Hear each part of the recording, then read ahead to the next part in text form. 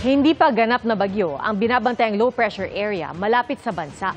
Pero matinding baha ang dala nito pati ng habagat. Nakatutok si Darlene Kai. Yung tulay, barado. Ragasa ang baha sa kalsadang ito sa Talungon, Barangay San Roque, Zamboanga City. Mula pa kaninang madaling araw, matindi ang ulan doon bunsod ng pinagsamang epekto ng habagat at ng LPA.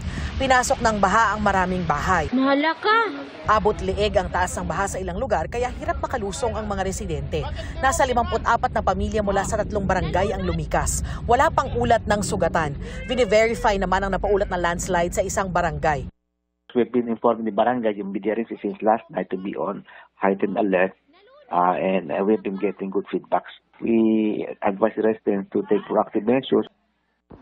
Sa Sultan Kudarat, buwis buhay ang paglambitin sa lubid ng lalaking yan habang tumatawid sa ilog. May mga pagkakataong sumasayad na sa malakas na agos ang isa niyang paa. Ayon sa mga residente, ang lubid lang ang nagsisilbi nilang tulay doon kapag tumaas na ang tubig sa ilog. Nasira na raw kasi ang dati nilang gamit na hanging bridge. Panawagan ng mga residente, magkaroon sana ng tulay.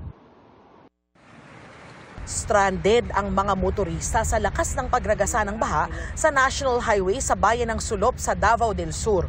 Umapaw ang sapa bunsod ng mga pag-ulan. Nakadagdag pa sa mabilis na pagtaas ng tubig ang mga bumarang kahoy sa sapa. Sakto namang may backhoe roon na ginamit pantanggal ng mga kahoy. Humupa kalaunan ang baha. Sa Sumisip, Basilan, isang batang lalaki ang nasawi matapos matangay ng baha sa Tumahubong River.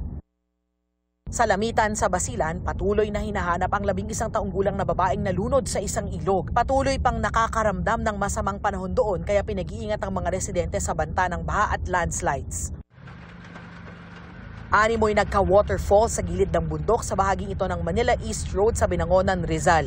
May mga dumaos-dos ding maliliit na bato. Bahagya pang nalubog sa baha ang kalsada. Buong maghapon makulimlim ang panahon at umaambon-ambon sa Maynila pero ang mga nagtitinda o dumaraan dito sa Taft Avenue naghahanda't lalo't bahain ang kalsada tuwing malakas ang ulan. Pag bumaha, may laging umuulan, kailangan may may protection yung paa natin sa baha. Masaya na medyo nangangamba kasi kung sa lahat, kikita kami mga tropa, nagtatricycle sa hanap buhay. Nangangamba para sa pamilya kasi yung pamilya ko nasa bahay lang. Nauna nang sinabi ng DPWH na tuloy-tuloy ang flood control projects ng pamahalaan. Tuloy raw ang operasyon ng mga pumping stations tulad nitong sa Pasay. Inihanda na rin daw ng MMDA ang kanilang maintenance at cleaning equipment. Para sa GMA Integrated News, Darlene Kai, nakatutok 24 oras.